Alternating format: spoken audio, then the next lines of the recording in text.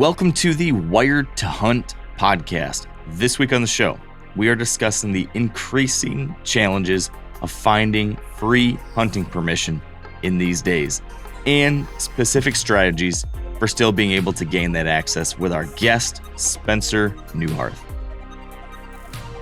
All right, welcome back to the Wired to Hunt podcast, brought to you by First Light and their Camo for Conservation initiative. Camo for Conservation is a program in which a portion of every sale of First Light Spectre camo pattern, a portion of those sales goes to support the National Deer Association. Love it. And I love our topic and our guest today on the podcast because we're talking about access. We started this little mini series last week. We talked about leases.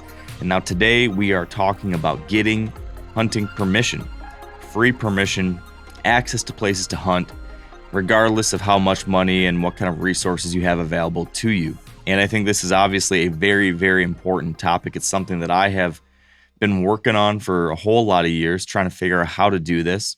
And I think the general consensus that most people are reaching now is that it's getting harder. When I started really getting into this 15, 20 years ago, the trying to gain permission for myself, it was a lot harder then than it was 50 years ago. And that trend continues as I think, just natural things are happening. There's high demand for places to hunt. And when there's more people all trying to find places to hunt in those increasingly rare, open, undeveloped landscapes where you can hunt, so demand is going up, supply is going down, right? You're going to have challenges there. So that is inevitable in our world. And this is not going to change likely. So we need to continue to find ways to get better at this, get creative with this, have a plan in place to make sure that we can still have locations to hunt. Of course, we've got public land, which we are so fortunate to have access to. And that continues to be an incredible resource for us deer hunters and any kind of hunter or angler. But man, still there's something to be said about finding a piece of private land that you can get access to, you can stumble onto or find or work really hard to get access to some great stuff in this kind of way. So that's the plan, is we are going to break down specific strategies, specific tactics, processes you can put in place to gain hunting permission. And my guest is my pal and permission extraordinaire, Spencer Neuharth. You might remember him as a longtime co-host of mine, and he ran our Rut Fresh radio series for many, many years here at Wired to Hunt.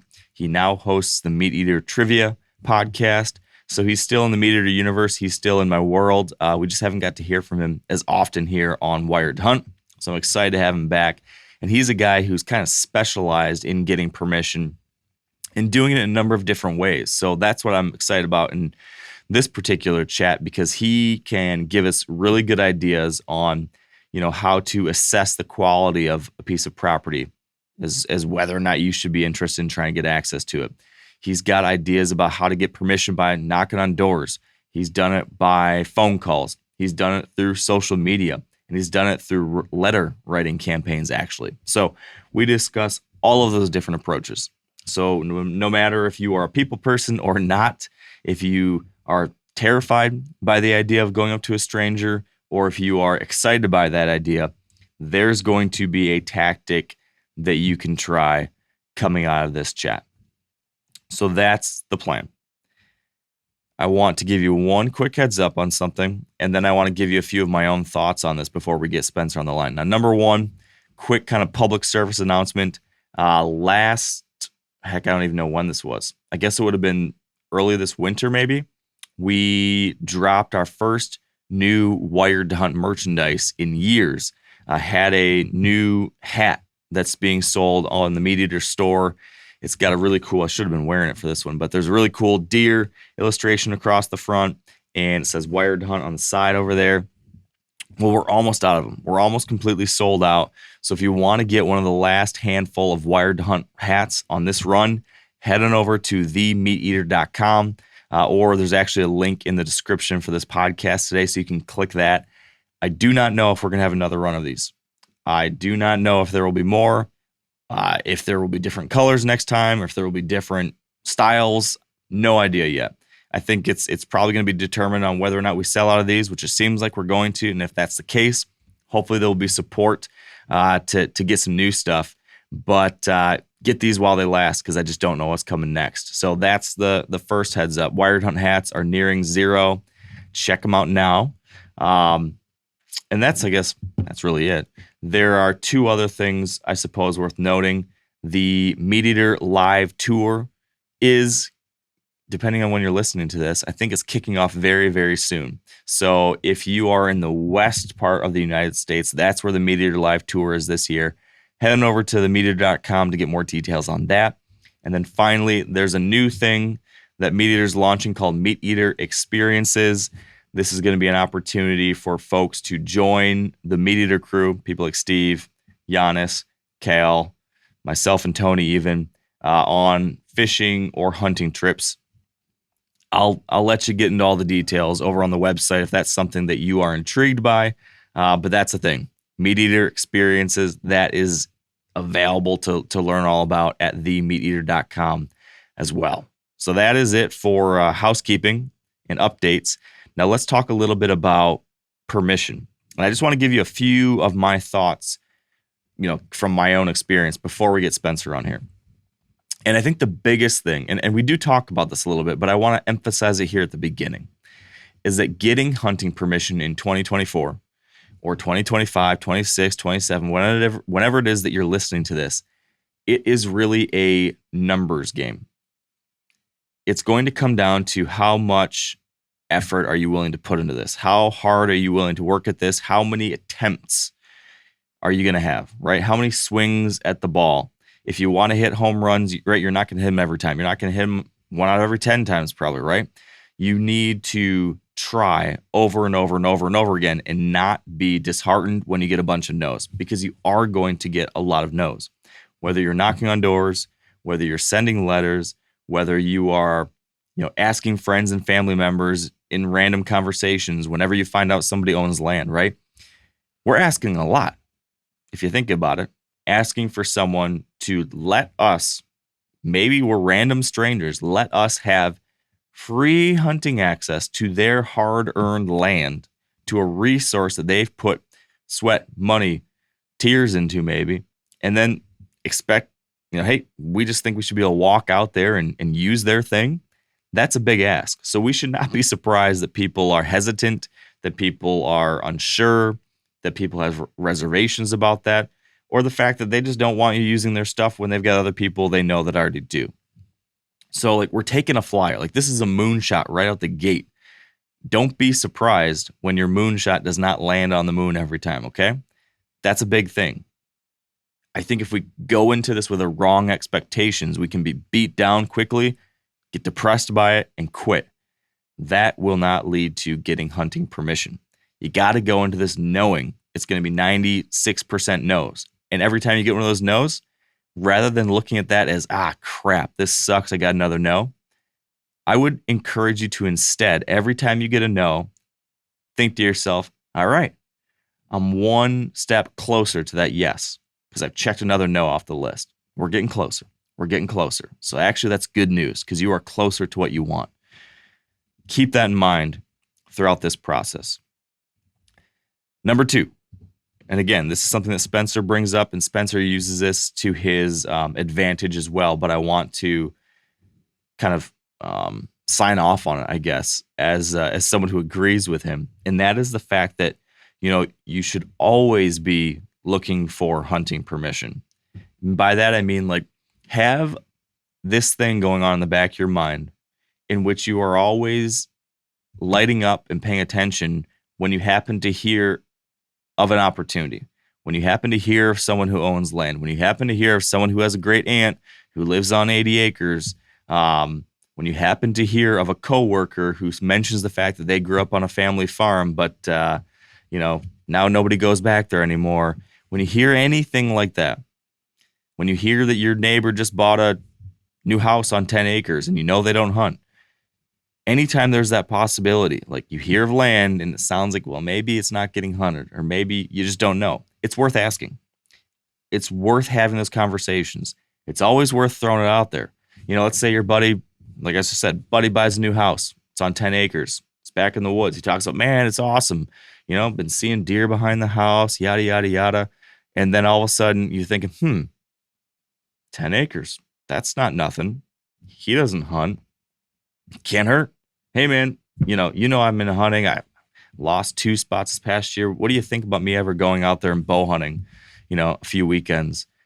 If you do those little things, if you ask those questions throughout a year to lots of different people in natural ways when they naturally come up, if you're constantly asking around, if your aunts and uncles and grandparents and buddies all know that you're always asking for folks like, hey, is there maybe a chance I could hunt there? If they all know that, then when opportunities do arise, when your aunt hears from her friend, like, oh yeah, I used to have guys that hunted my spot, but they were jerks and I kicked them off. All of a sudden your aunt's going to know, well, I know that Joe is always looking for places and that sounds like this place is open. I should get a hold of my nephew Joe and let him know. Like, make sure the world knows of your intent and your interest. If you do that, it's amazing how the world will present you opportunities. All right, so those are 2 big things I want you to think about. This is a numbers game, and you always need to be like sending out your hopes and desires when it comes to hunting access, because you never know when it's going to work. Like, you're throwing spaghetti at the wall and you never know when it's going to stick or what's going to stick, but nothing will stick if you're not constantly throwing spaghetti. All right, so there's your unique permissions analogy of the day. Finally, I would suggest you think about ways that you can provide value to landowners. Because, right, we know that landowners can provide us value because we don't own land and we're looking to use their land. So they have something we want. What do we have that they might want? What can we provide? How can we give back to them? Because, as I mentioned earlier, we're asking a lot of them. It's reasonable to think that they might ask something of us. My buddy Doug Duran has a great program and a great example of one way to think about this. So Doug has started this thing called Sharing the Land, in which he is trying to connect landowners who have work that they want done, conservation work, habitat work, farm projects that they need done on their land. He wants to connect people like that who have a demand for help with access seekers, hunters, or anybody else who wants access to private land to hunt or bird or fish or something like that. He's got those people who need land and who have able bodies and the willingness to help. And he's trying to help connect these folks and find ways that we can find win-win situations where, somebody who wants permission to hunt can go and be connected with a landowner, and this landowner needs help tearing down fences or planting cover crops or removing invasive species, something like that. He needs workers, he needs helpers, and then you can find this hunter who wants to hunt their land in exchange for doing some of that work, for putting in an investment of conservation effort. By helping out in the landscape, you then get access to hunt it. Really cool program. You can learn more about it at sharingtheland.com. But if the pieces of permission that Doug has listed on his site, which he does have, landowners who are looking for people now, if there's not something there in your area, think about taking that same concept and that same idea and applying it wherever you live. So think about people maybe that you know. Maybe you do know some farmers who need some help, or who are pressed for time, or who, have talked to you about this problem and that problem, this project they wish they could get to. Why don't you offer up your services? Why don't you say, hey, I've been doing a lot of work on, understanding soil health, or I was a landscaper in high school or college. I'm pretty good at digging holes. Whatever it is that you can offer up, offer to help, offer to do work on the farm, offer to take something off their plate that they don't want on there and demonstrate that you can bring value to the table. If you can do that, you are much more likely to be able to get hunting access and permission. And I think you'll be more invested in the process too, and maybe even appreciate it all that much more. That is my final thought here. I will give you a couple more suggestions if you want to dive deeper into this topic of gaining and finding hunting access. Number one, you can go back and listen to last week's episode in which we focused on the kind of pay to hunt way, which is a hunting lease. Hate them or love them. They are a thing now that are becoming more and more of an option people are turning to, and I want to make sure we talk about how to do that the smartest way. So that's a discussion you might want to go listen to. We also have a lot of articles on the MeatEater website about this topic, and I want to give you 3 specific examples that you can go look up now and read if you want more reading. So we've got one from Tony called Why Spring is the Best Time to Get Deer Hunting Permission. You can go search that title and find that and read it. Another one by me, just titled How to Find Hunting Permission. That breaks down my personal process. Another one by Tony called Tips for Finding a Fresh Whitetail Hunting Spot Right Now. So check those 3 out if you want more on this topic. But before we do anything like that, before any Googling or searching or heading on over to your web browser, right now, we have a very thorough, in-depth discussion about how to gain deer hunting permission in 2024 and in these changing times moving forward. And my guest, Spencer Neuharth, is going to help us take it from here.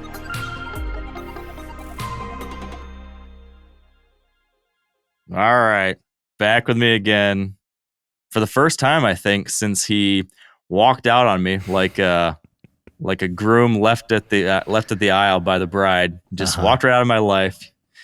Spencer Neuharth, welcome back to the show, buddy. Thanks, Marcus. It's fun. You should just ask me back more often.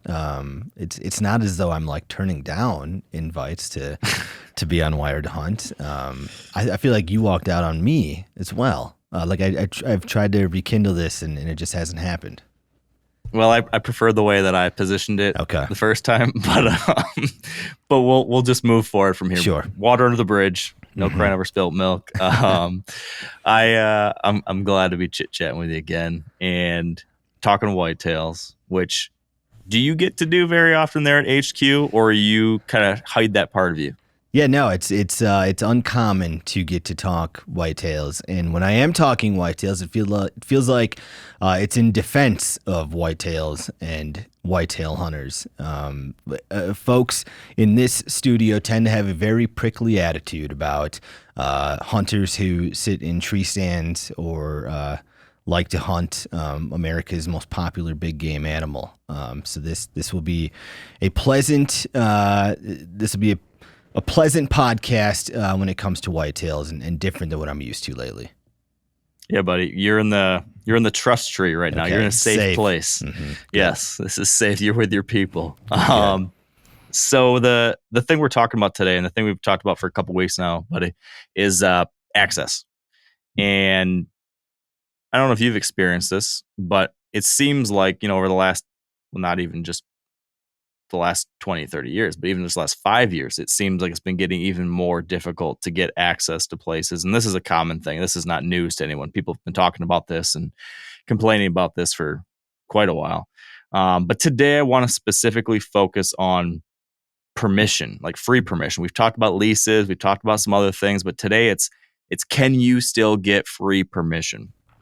Which it seems like some people are starting to say no, like that's a relic of the past, or at least a lot of folks are starting to not want to do the things maybe that are required to get that. But you're a guy that I know who still seems to be, riding that horse. So I guess I wanted to press you on some details around that today. Are you game for that? Yeah, happy to share. It's I would, as far as if I were to identify the strengths of myself as a whitetail hunter, I think finding places to hunt is one of them. Yeah. I feel like watching you from afar, I would agree with that. That's been a thing that I've thought to myself, like, you've got it figured out. You don't have that what am I trying to say here? Like I feel a certain sense of reservations about just going and knocking on doors. Sure. I don't like it. I'll do it. I know I have to do it sometimes, but I've never been a big fan of it. Yeah. But I see you run random place in Wyoming and you've got half a day and boom, you've got a spot. So that's why you're here. That's why I want to talk to you. Okay, let's get into it. To kind of set the stage though, can you fill us in on your kind of access history? Have you been knocking on doors or sending letters and getting permission for free from the get-go, or what has that evolution been like for you? Yeah, I think it started when I was in high school, and I grew up in a family that deer hunted but didn't turkey hunt. And Where I grew up in southeastern South Dakota, turkey habitat seems to be very fractured. And I feel like there's some states, maybe like a Kentucky or an Illinois or a Georgia, you can look at a piece of land from a road or from like aerial, and if it has timber, it just seems like it has turkeys. And that's not the case where I grew up. And the places that I had always deer hunted did not have turkeys. And so when I was interested in turkey hunting, I sort of had to strike out on my own and find places to hunt.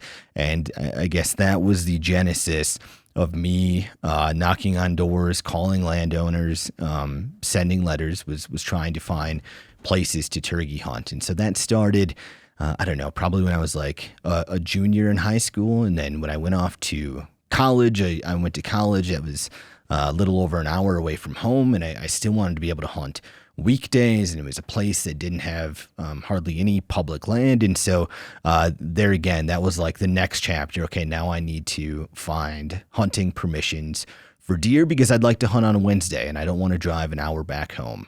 So that was the beginning of it for me.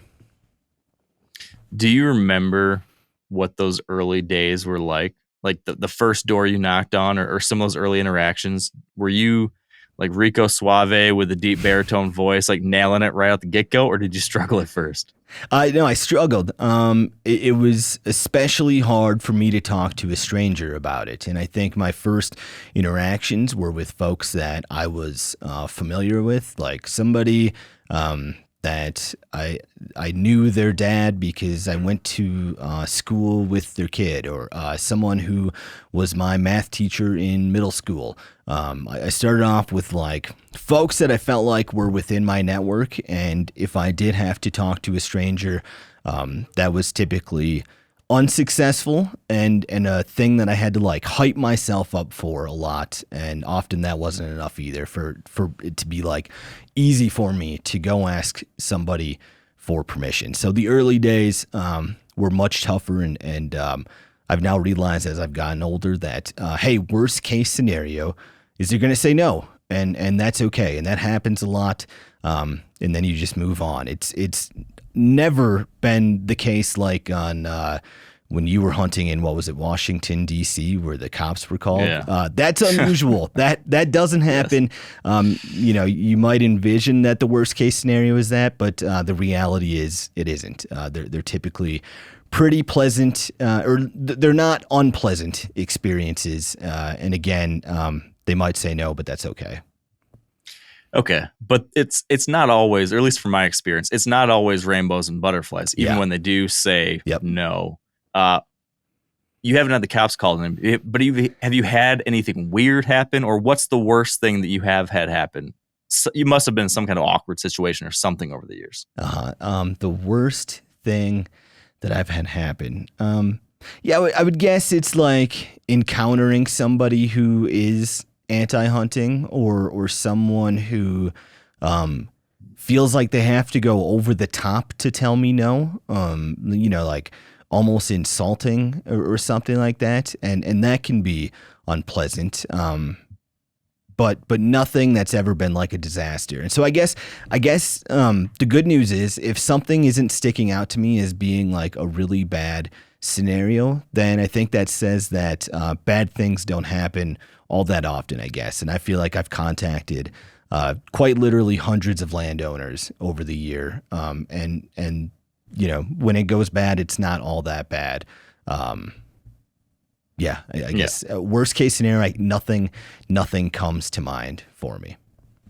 So I'll give you one of my worst case scenarios. Mm-hmm. Other than the cop one. Yeah. One time I was with, and this was I was just on the sidelines for this one sort of, but I was with a buddy and we were driving around Southern Ohio trying to find a place to hunt. And there were some times when we were worried that both of us going up there at once would kind of be like overwhelming, like too many people asking for too much permission. So for most of them, he would lead or we'd take turns. Uh-huh.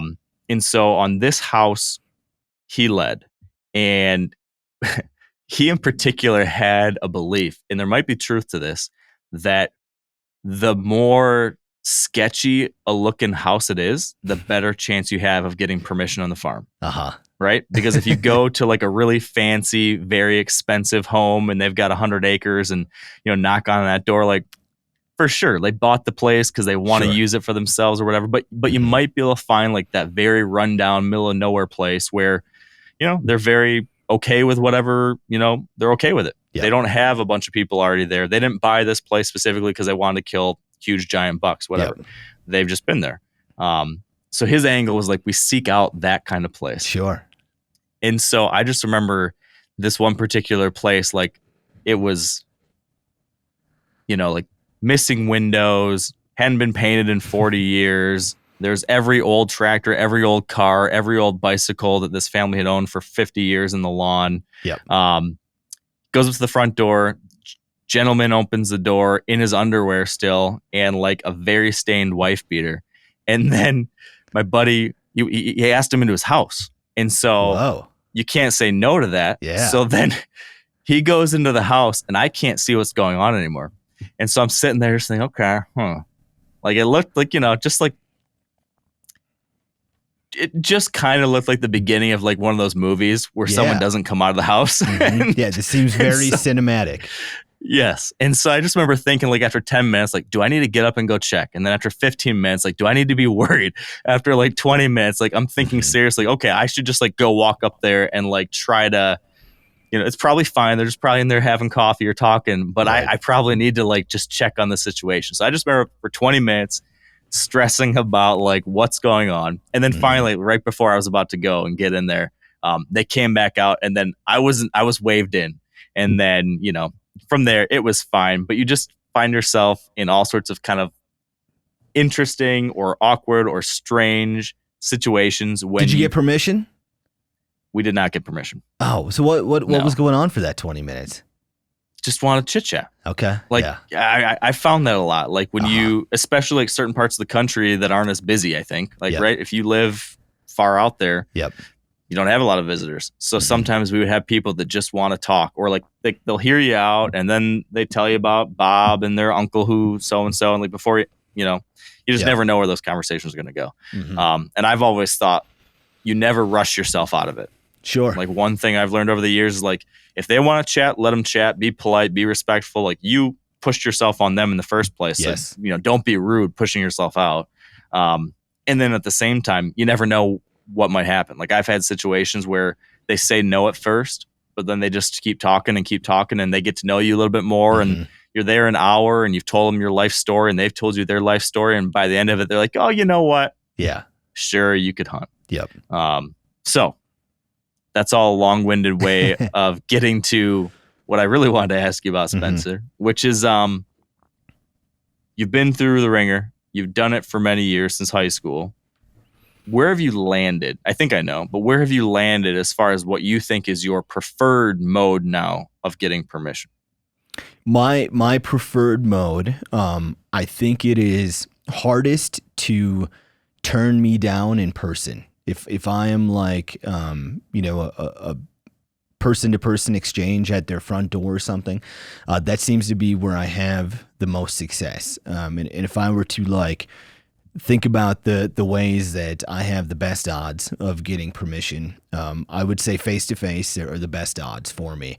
At the bottom of the list is probably like the most indirect, which would be probably letter writing. I send Facebook messages to folks if I can find a landowner on Facebook.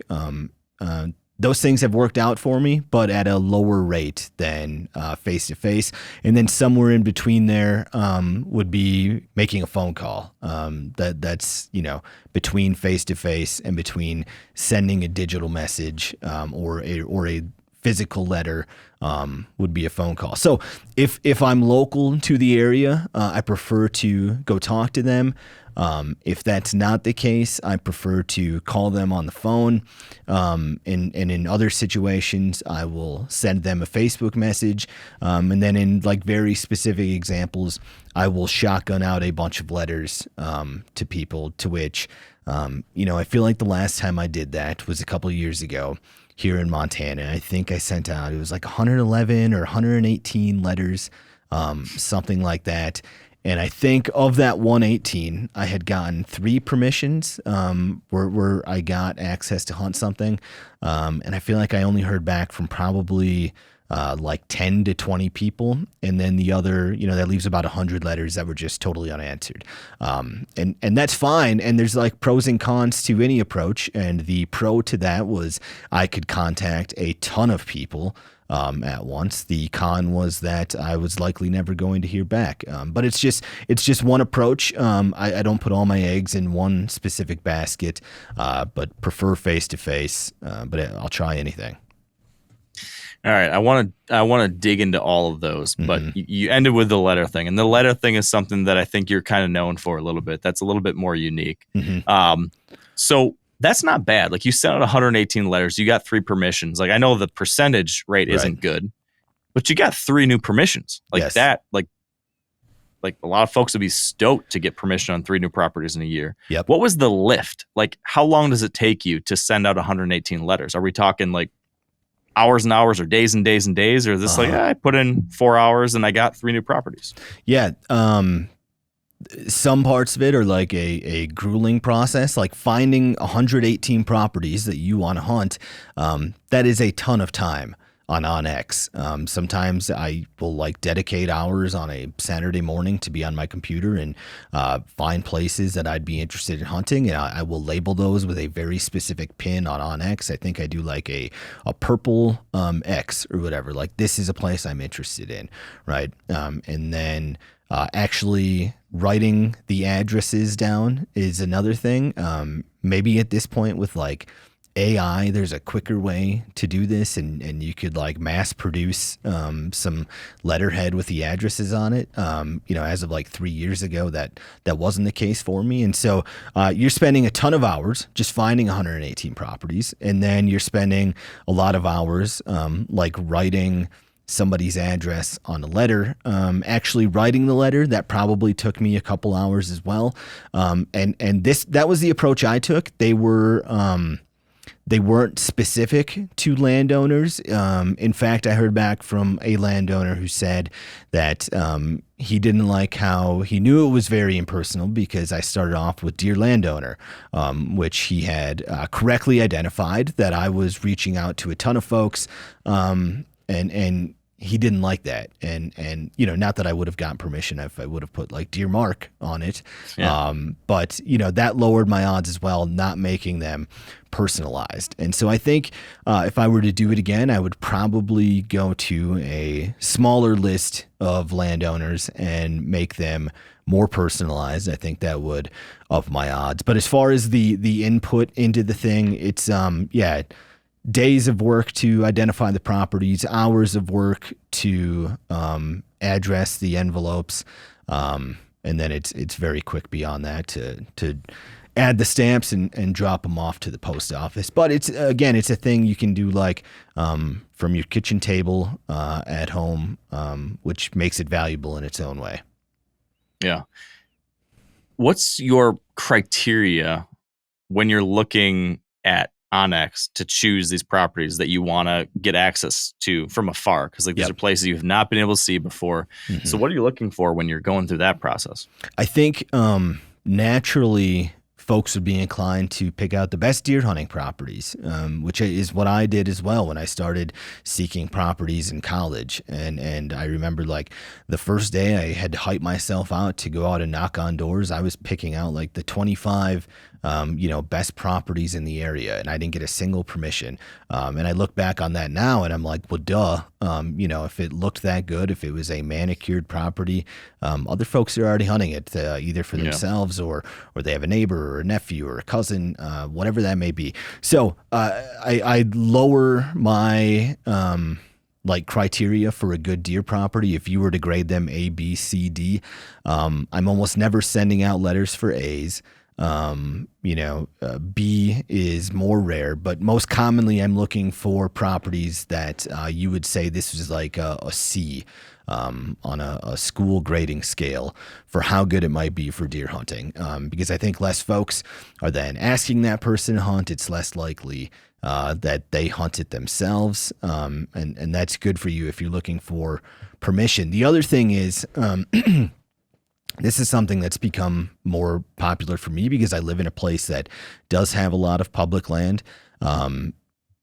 Probably like 30 or 40% of the time, I'm asking a landowner if I can use their property to backdoor a piece of public land that is otherwise very difficult to get into. And I've had a lot of success with that. It's a much lower ask for them, and I make it very clear that like I'm not asking to hunt your place.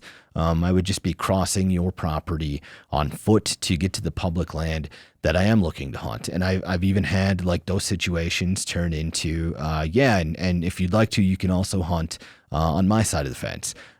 So that's the other thing. Sometimes it's less about looking for the piece of private land that you want to hunt and more about finding the piece of private land that gets you to a good piece of public land that others don't have access to.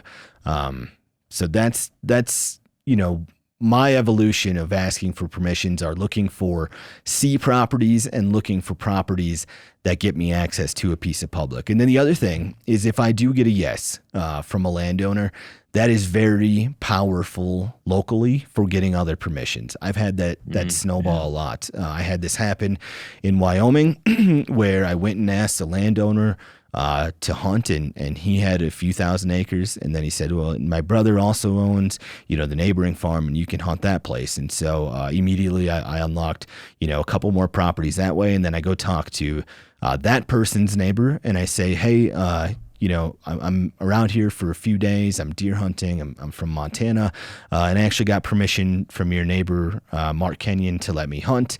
And I was wondering if I could hunt your place as well. And that is sort of me telling that landowner that their neighbor feels comfortable with me being on their land.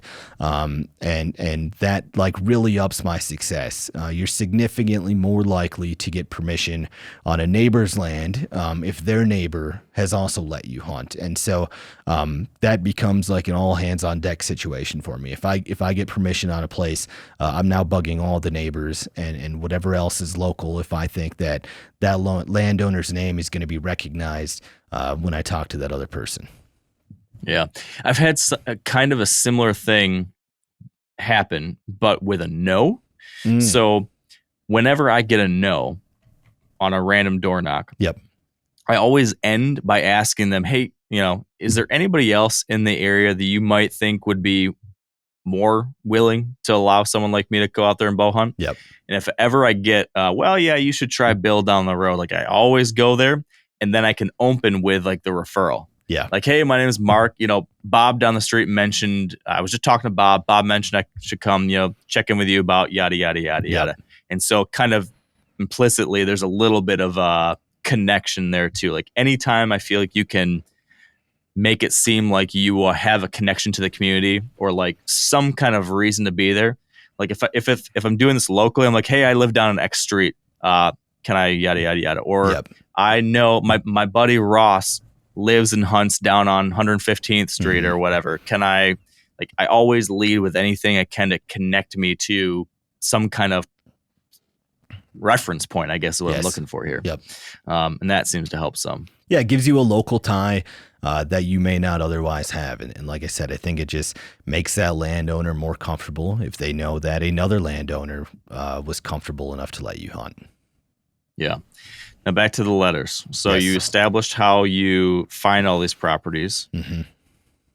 What's actually in that letter? So I know you've used the generic dear landowner, which doesn't work as well. Yep. So you said you would go more specific, more personable. Yep. What would you recommend including in that letter now that you've learned a few tough lessons, but at the same time you've had success too? Yeah, I keep it one page for sure. I don't want to go beyond that because I think it's less likely that they'll finish the dang thing in that case.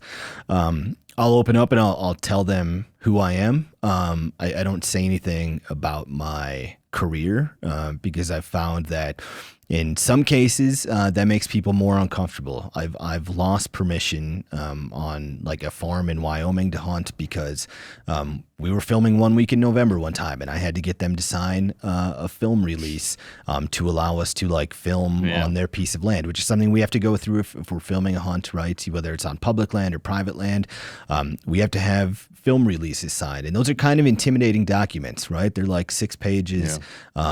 And it's a big ask for that landowner. And so there was one property where I used to have permission when I wasn't filming, and then we came there to film 1 week in November one time, and I lost permission to hunt that place because it made them very uneasy having a cameraman around. And so I don't tell folks what I do at all. That would be different, I think, if you had a more like admirable career, if you were a teacher or in the military, or if you were a first responder. Tell folks that you do that thing. I think that would up your odds of getting permission. So anyway, I tell folks who I am. I say where I live. When it comes to saying where I live, Bozeman has a certain reputation, so I don't say Bozeman. We have like a sleeper community outside of Bozeman called Belgrade. I say I'm from Belgrade, Montana, and people won't recognize that name, which is good in this case. Then they assume it's like a small, a small community. But Bozeman has a different reputation. That is, if someone has like thoughts about that place, they're probably negative. And so I don't say I'm from Bozeman. And again, if you're, I would think about that too. Probably every state, certain communities have reputations, certain license plates have reputations. I lived in the biggest city in South Dakota for a little while. That was Sioux Falls. And those people have license plates that have a 1 on them, right? And, whenever you're out hunting and you see somebody with a 1 license plate, you're like, that damn person or whatever. City slicker. Yeah, exactly. And it means nothing, but it does to some people. And say, I wouldn't say I'm from Sioux Falls. I would say I grew up in a small town called Menno. And so I'd think about that, how you're presenting, where you live, what your career is. I think if you have children who are interested in hunting, I think that's very powerful. I don't, but if I did, if I had, my 12-year-old this year is hoping to get his first deer, I think that would make a landowner far more willing to let you hunt. So I'll tell folks who I am. I'll then explain, why I'm reaching out to this person, because you never get letters from strangers anymore. At least I don't. And so, it's already kind of a unique experience that they're getting a letter, and I'll tell them, I'm a deer hunter from Montana, and I'd love to come hunt this place this year. I actually drew a tag. I'll tell them, when I plan to be there, and like for how many days. I think that's very important. There's a difference in asking for hunting permission for an entire season, which, if it's archery, that's like 3 months in some states. But if I say I'm going to be there for this 4-day window, that's a very different ask than just asking for a hunting experience or hunting permission in general. I'll say that, I'm a very respectful hunter. I'm willing to provide like landowner references if they're interested, which I think is a good message to send. But I've never had anybody take me up on that in my entire life. It's sort of an empty gesture. I would totally do it if someone's like, yeah, if you could, give me a few landowners whose ground you've hunted before. But I think it's signaling to them that I am like comfortable, or that I've hunted private property in the past, and I haven't had bad experiences, and I'm willing to let you talk to folks who would back that up. And so I explain who I am. I explain why I'm sending them this letter. I try to again explain more about my values and tell them that I will provide references if they would like that. I'm usually, I don't think my letters send this message as well, but in person or on the phone, I tell them that like it's a beautiful property. Like as a deer hunter, I would be stoked to hunt this place. And growing up around a lot of landowners in a farming community, I don't think often they're told that like this cornfield is a beautiful property. But in my eyes, it is. I'm not lying when I say that. That's how I do feel about it. And then I thank them for their time. I try to keep it one page. Is your Facebook or social media message strategy, or actual like the letter that you include in that, is that in any way different or same spiel? If I'm reaching out to somebody on Facebook Messenger, that is very personal, right? It's like, dear Cynthia, hey, I know this is a weird message request, but I have a deer tag for your area, and I'll go on to sort of give the same message that I gave before, and I'll be very specific about the piece of property that I'm referencing, because in a lot of cases people own multiple properties, and so if you're not direct about which one it is when it's this many acres off this road, it just like invites some confusion off the bat. So in that case, it's a lot more personal. Okay. So one more follow-up on the letter thing, I guess. Mm-hmm. I'm just curious about after you get the hit. Mm-hmm. So you get the hits, you send 118, you get 3 yeses back. They respond. My assumption is that then you guys have a phone call or something, talk about some more details. You specify when you're going to come out there, and then you guys meet up in person. Is that right? Or do you have these things gone differently than that?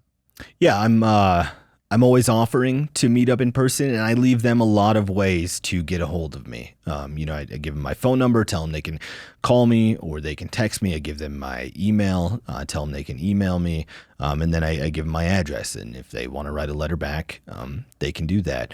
In most cases, I will meet up with the landowner and coordinate that way. There's a lot of coordinating that goes on, so I can, shake their hand in person and maybe get a lay of the land if there happens to be something confusing with boundaries or whatever. But I sort of, leave it up to them. I will love to meet in person, but some landowners are so, comfortable at that point that they're like, okay, whenever you want to be here, okay, it sounds good. Another thing when I am identifying properties, something I just thought of that I do a lot, is I look for absentee landowners. And so if I'm hunting in Wyoming, it is a huge bonus for me if they have an out-of-state address. I feel like I've had more luck in those scenarios because I think those people tend to be harder to track down, especially if you're there in person. And because my preference is to knock on their door, those are a lot of cases where if the landowner lives in Iowa, but their property is in Montana, this is one of the only ways to reach them. And so I think there's less folks bugging them for hunting permission in that case. So I really like targeting absentee landowners. And you're saying that's for the letter strategy? Or phone calls, or Facebook messages. Obviously I can't knock on their door in those cases. But when it comes to like an indirect way of reaching out, I like absentee landowners a lot. Okay. Let's pivot to the actual, you have to talk to a person strategy. Mm-hmm. So you already described how you pick your properties, but is it different at all when you are actually going to go up to the house? Like, do you in any way pick different properties when you are somewhat local or you're going to be there at some point and can show up in person? Or are you doing the same thing, looking for C-grade properties, looking for the stuff you said? Yeah, it's almost always the same thing. And ideally, when it's an in-person deal, the address matches the actual property itself, because then that probably means that they're a farmer or that they actually work on the land. And if I swing by at a 2 p.m. on a Wednesday, they're probably home. But if that landowner has a suburban address, It's more likely that they work a 9 to 5, and they're going to be harder to get a hold of. So yeah, I hope that their home is on the property, and that makes it much easier to get a hold of them. All right. So you're local, you're in Wyoming or South Dakota or whatever. You found a C grade list. What's your spiel? Some folks like to go up there and just BS for a while, and then they mention, oh, I'm also looking for this. Some folks dive right into it. What's your take? Yeah, I tend to not waste their time, which I'm not saying that's the way. It's just my preferred way of doing it. But I'd be like, knock on your door, and I'd be like, hey, are you Mark Kenyon? And I'd be like, yep. And I'd be like, hey, Mike, my name is Spencer Neuharth. I'm from Belgrade, Montana. I'm down here deer hunting for the next 3 days. And again, I think it's very important to like lay out your timeline, because saying that you're there for the next 3 days and hunting is very different than just asking for 3 months worth of permission. So I say, I'm here for the next 3 days deer hunting. And your place looks like it would probably have some deer. And I was wondering if you let people hunt at all. And if so, if I could have hunting permission. I don't think I have something that's like memorized, like I'm an actor, but it's close to, what I just delivered to you there. Why is it so hard for people to say no to you in person? You mentioned that that's the case. Is it that you swoop in with the voice and you give them the eye, and then you say, "Hey, I'm Spencer Neuharth." What is it? Well, for one, they just they have to answer me, right? Whereas with writing a letter, they can just crumble it up and throw it in the garbage and never think about it again. And I think that's often what does happen. Same with an email or a Facebook message, or if I leave that person a voicemail, it's just so easy to ignore me. And so one, I'm going to get an answer. And then I think, it's one of the reasons I prefer solo hunting as well. I think it's so much less intimidating when I tell them it's just me. It's not me and my buddy. It's not me and like a party of 3 other guys. And so I think that's also important. They can see my truck. They know what my truck looks like at that moment. They'll have an easier time identifying, like who this stranger is on their property. So I think it's all those factors together, and it's just harder to give somebody bad news in person, which is ultimately what they're doing, right? Like I'm looking for a yes, and it's harder for them to tell me no. And a lot of times, you can like sort of sense that dread from that landowner you're talking to. They're like, "Oh, I'm really sorry," but actually, and then they'll provide whatever their valid excuses. And so I think it's all those factors bake into that it really ups your odds if you're there face to face. Yeah. So I wouldn't call these tricks, but like little things that help. Like I mentioned that I'll always try to find a reference point, somehow connect me to the area. I'll always, never end a conversation if they want to keep going with it, right? Because you never know what might happen by the end of it. Yeah. The little trick I mentioned where I'll always ask them to refer me to the next place. Yep. Those are a few like my little things that have worked. Do you have any other little tricks or angles or like best practices that have kind of helped you above and beyond what we've talked about? Yeah. Man, I think all those things that I've mentioned already are kind of my tricks. Again, like it helps if you're there on your own, or if you have like a kid who wants to hunt. That's probably a scenario where it is better to have more people there. Yeah, I think. What do you wear? What do you wear? I don't think about that too much. I know a lot of guys say that they don't like to wear their camo.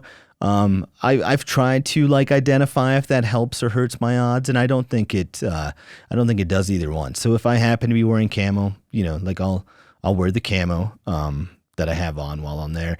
I think something that benefits me is I did grow up in a small farming community of 600 people, and I knew every farmer in the area, and a lot of my family farmed, and so I can speak a little bit of farm, not a lot, but like to a certain level, I can speak farm with the farmer. Can you give me an example? Can you give me an example? Yeah, I'm Farmer Kenyon. Yeah, just whatever's like seasonal at that time. Be like, oh, so you guys talk about the harvest, or if it happens to be calving season, talk about calving a little bit or whatever.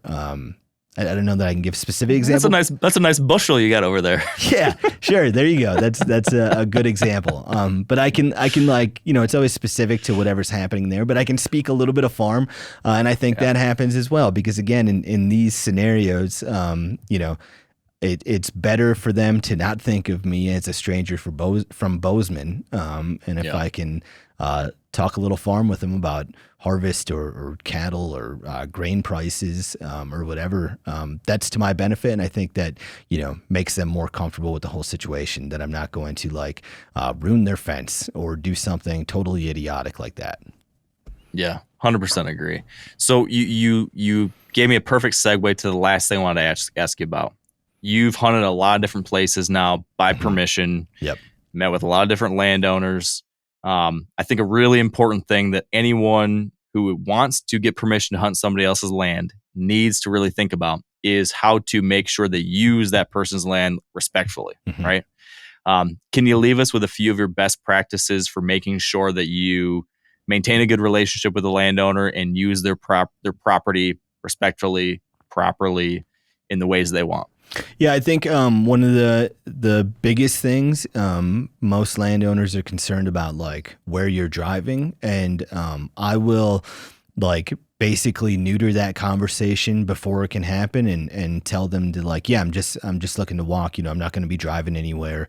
And so I think in a lot of cases, even the landowner will be like, there's paths all over you can take or whatever, or just watch when you drive through that one pasture, there's some ruts. So I tell them I'm not going to drive anywhere.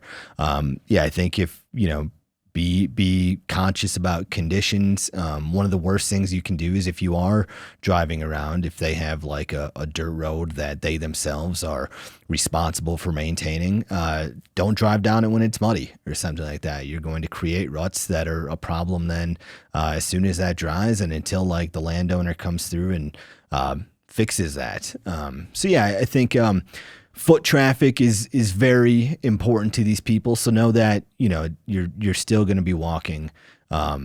Being by yourself. I think if you can be specific about where you'd like to hunt or what part of the property you're interested in, that'll ease their mind about shooting one of their horses or their cattle or something like that.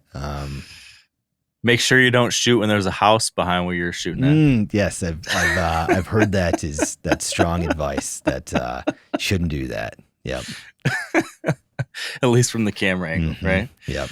Oh man, no, this is a really, really good advice, buddy. I think maybe what's to my advantage the most is I am often hunting in places where the whitetail is significantly less respected than in other parts of the country. It's the reason I love Western whitetails, and why when I'm planning my fall, I'm often hunting west of the Missouri River, right? I love hunting in the Dakotas and Nebraska and Montana and Wyoming. And this year I got a whitetail tag for Idaho. And my plan for Idaho is to knock on a lot of doors and get permissions because don't come to my place. Okay, you're not gonna. Yeah, I'll find Onyx, and I'm not gonna knock on Mark Kenyon's door. But these people just get the hell out of here. They tend to really not care about whitetails. Well, I shouldn't say. In some cases, you're far more likely to find a landowner who's like, yeah, you want to hunt whitetails? Go ahead. Yeah, I don't care. If I was asking for elk hunting permission, right, that'd be a totally different story. And I've never asked for elk hunting permission anywhere, because I think, that'd be the equivalent of asking for whitetail hunting permission in northern Missouri or southern Iowa. It's just significantly less likely to happen in a place where the whitetail is held to a very high regard. And so that's, why I love hunting whitetails out here. You're just generally dealing with folks who don't give a crap. And you'll often hear the line that's like, sure, but, you can only hunt if you shoot 5 of them or something like that. Just because in some cases their stance on whitetails is not only neutral, but it's negative. Like, they're driving out the mule deer, they're eating all my hay bales or whatever. And so that's, I think for the listeners, know that should be the lens you see it through. And when I'm giving this advice is I'm often getting a enormous head start by seeking whitetail hunting permission in the places that I do. Yeah. But your stuff worked in Texas even too, right? That was a weird situation where, I sent out letters to Texas landowners, which was a different animal. That seems very low odds. Yes. Well, what ended up happening was a landowner that I got permission from in Montana happened to also have land in Texas that I went down and I hunted. But I tried Texas.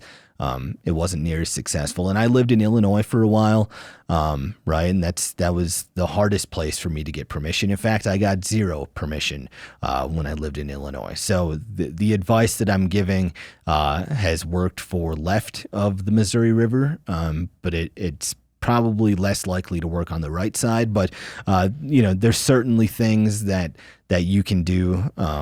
That would be very specific to your region to work. And I think the last thing I would say is, I feel like in the business world, they say like, always be networking or whatever. That's how I am with hunting permissions. When I'm at a wedding, and the small talk starts with a stranger, I'm always like trying to feel them out for if they own land or not. If I'm at a bar and I belly up next to somebody who, we start talking to, I'm always looking for hunting permission. And so I think that's something to do no matter what part of the country you live in. Yeah. Yeah. Very, very good advice. And I want to make a point to say that even though your experience set has been west of the Mississippi River or Missouri River, I think it's the Mississippi, everything you said absolutely works east of it too. Like you're very much in line with my approach in a lot of ways, and it has worked east of the Mississippi. It's just like it's a numbers game that is different.